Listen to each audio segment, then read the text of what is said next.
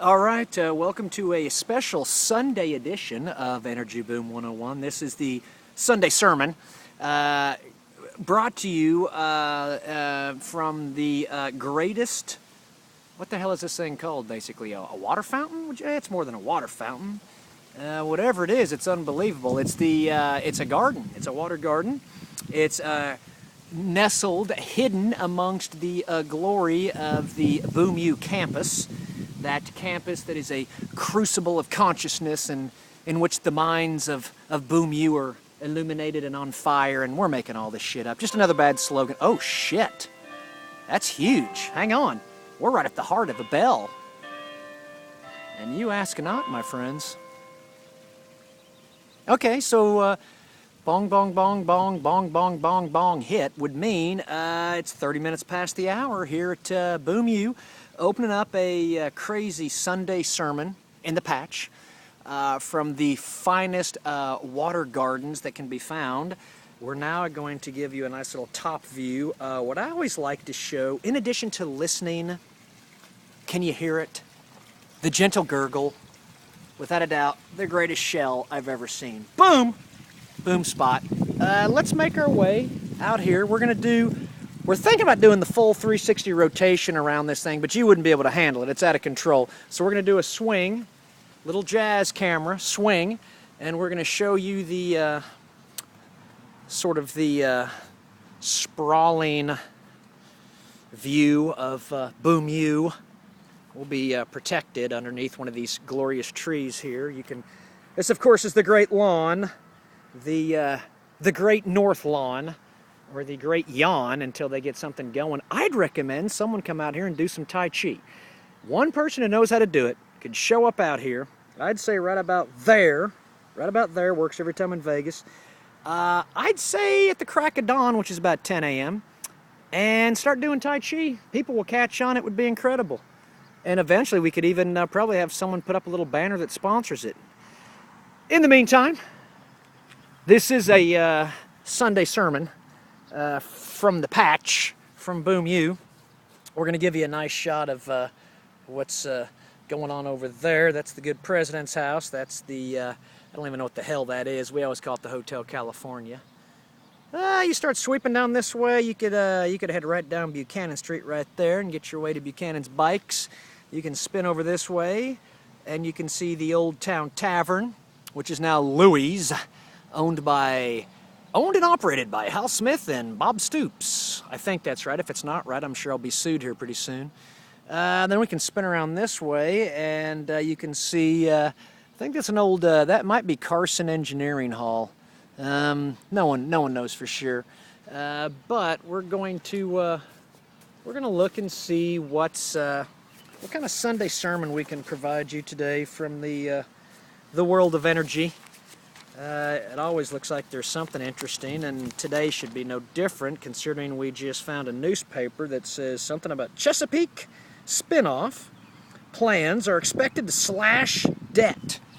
Okay, so how about a Sunday sermon overview, a little backstory as we listen to the bubble and the buzz of Boom U pass by, which isn't really bubbling or buzzing right now a whole lot because it's summertime. But you come back here in the fall, and there'll be a lot of good muscle cars going up and down Boyd, and who knows, we may do a little special on muscle, American muscle in the land of the patch. And then, of course, we'll try and spin in a little about globalization and all those other good things. All the higher concepts, which we all attempt to grasp and dance with. Speaking of dancing, at this point, I suspect all 17 viewers have checked out. You'll be happy to know, or sad to know, that I have to report the facts here. That's what we do at Energy Boom 101. We report the facts with a lovely little undercurrent of absurdity. But we did lose a subscriber, folks, so prepare yourself. Goodbye to whoever was number 18. We're going to miss you, whoever you are. We're now down to 17 subscribers, and when we get down to 2 subscribers, we should expect Super Target to offer us $25 trillion to underwrite the show, to sponsor the show. They're looking for 2 subscribers, if you can believe it. I don't know what they got up their sleeve. I'm just telling you what they've told me, which is all bullshit, of course. But let's get back to this lovely story about Chesapeake. They're apparently, according to this article, and I'll see if I can't get a good shot for you here, Chesapeake spin-off plans are expected to slash debt. So in a nutshell, which is never a nutshell, Chesapeake, this glorious high-flying energy company, formed back in probably about 1987, I'll guess, give or take, maybe 89, who knows, by Tommy Ward and Aubrey McClendon. They both have gone on to do other things. Tommy Ward left Chesapeake, I don't know, 10 years ago or something. Went out and bought a little company in Amarillo called Riata. Moved it to Oklahoma City. Renamed it Sandridge. Promptly bought 2 million acres in the Mississippi line. And then there was a nice little press dump on him, and a big hedge fund came in and moved him along, and they said, thanks a lot, we'll keep your 2 million acres and we'll hone it down and see what we can do with it. Sandridge right now I think is trading at about $6.50 a share. Some big people are looking at it. You got the Warren Buffett of Canada. That's what they call him. I can't remember his name, but it'll come to me eventually. He's got a big position. There's some other people that are taking big bets. The bet is, the oversimplification of the bet is that there's a lot of black gold in Sandridge's land in the Mississippi line, and it hasn't been recognized by the market. And as they bring more production quarter by quarter, the market will come back. And if you bought the shares at $5, $6, whatever they are, right about now within the last year, maybe a couple years from now, they'll be worth a hell of a lot more. That's the bet. That bet will come true probably only if Sandridge can show a few things. One, a lot of production. You have to be able to bring your oil to market. You have to be able to sell your product, sell your Kool-Aid.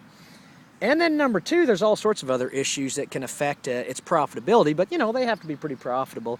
I suspect, I don't know, I don't even know why you're listening to this show. It's been clearly shown numerous times that I have no clue what I'm talking about, which is why the lawyers have always told me that I need to remind you of GMX and a few other things. And we're going to give you a slogan since we heard the bells earlier. We're enjoying the echoes of existence, one gusher at a time. Not so sure anyone knows what that means, and I'm not so sure we give a shit, but it seems to work here at the Transparent Barrels production of Energy Boom 101, where we're now a whopping 7 minutes and 38 seconds into it. And I know what you're thinking. It's felt like 7 years and 38 days. That's just part of the temporal, that's the nature of time, my friends. It's deep inside of you, and it can go by in a second, or it can stretch out forever. We've got some good studies going on that right now. We're trying to get some of the boys in the cognitive science department to come on board. The boys and the girls, by the way. The ladies as well as the men within the Boom U cognitive science department to come on board and help us look at time. Speaking of time, let's get on with the game here. Chesapeake Energy. So they, when Mr. McClendon and Mr. Ward formed the company, they first thing they did was go out and grab as much land as they possibly could, and their bet was that they could turn that land into profit by pulling the resources out of it, which is oil and gas. And there are things in between oil and gas. There's natural gas liquids, there's dry gas and wet gas, and there's liquefied natural gas. There's all these products that come out of the ground. And energy is one of them. And Mr. McClendon and Mr. Ward decided to grab up a ton of land all over the United States. They were the first movers in a lot of big shale plays right now that are coming up to the forefront. The Marcellus, the Utica, even the Woodford here in Oklahoma, maybe the Niobrara out in Colorado, a few others.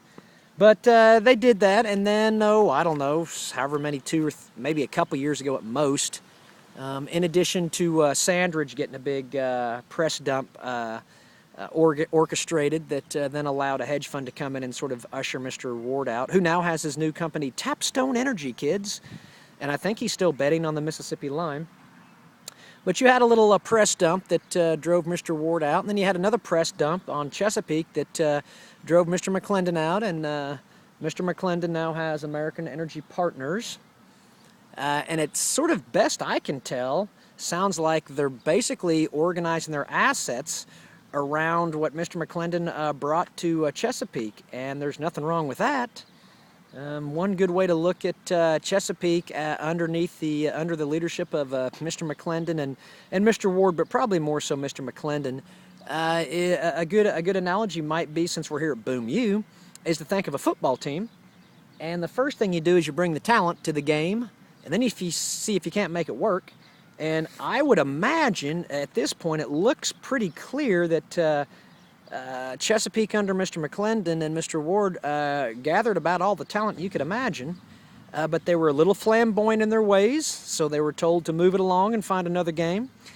Chesapeake right now is run by another gentleman who came to Chesapeake from Anadarko, pretty big company that's got a lovely little past with Oklahoma and Kerr-McGee and Carl Icahn and a few others, but I digress because we're at about 10 minutes into the hour here, and I know you're begging for mercy.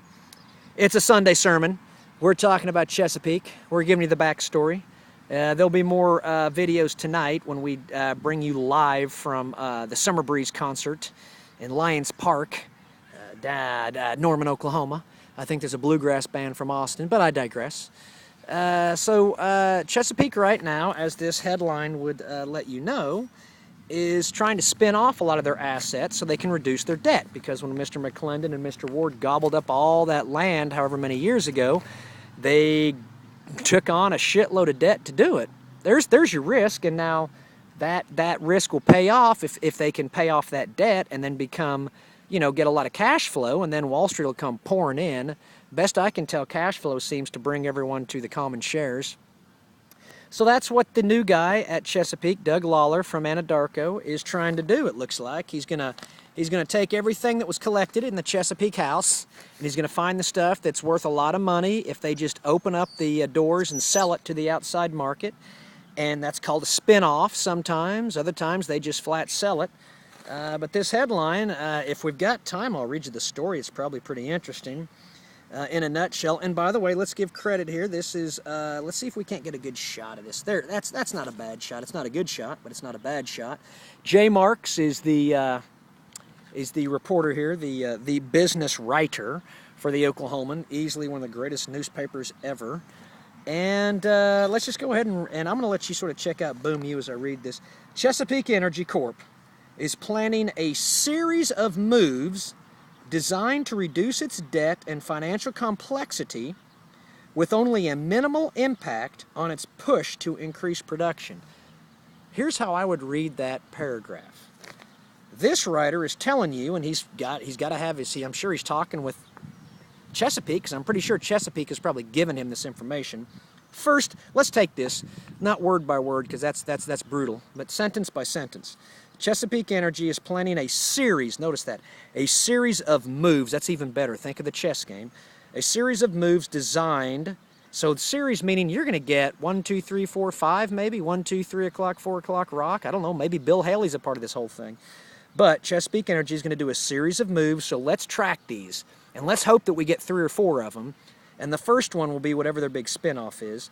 And all of this is designed to do 2 things, to reduce its debt, so they can get a bunch of money for these series of moves and then pay off their debt. And then the second thing is to reduce its complexity, because the big investing community isn't real hip on complex things. They seem to like them simple. Well, Mr. McClendon decided to conduct a rather complex symphony for Chesapeake, and that's all right. I still would offer you this, that it will pay off in spades, and probably already has. But the new guys at Chesapeake, they want to make it simple for you. I'm all for that. It's probably time to shift phases from a complex, growing Chesapeake to a simple factory Chesapeake that just gushes money from all sorts of resources. We hope that's what's going to happen. So this series of moves that are designed to reduce debt and financial complexity, here's the best part though, with only a minimal impact on its push to increase production. In other words, Chesapeake is going to say, we're getting ready to sell off or spin off a bunch of stuff. Not only is that going to raise us a bunch of money that's going to pay down our debt and increase our cash flow, we hope, and also simplify our structure, but it's not going to really impact our projections for production. So the stuff they sell off isn't going to take away, we hope, That's what they're claiming from their future oil and gas production. So let's see. We'll have to follow Chesapeake. We may even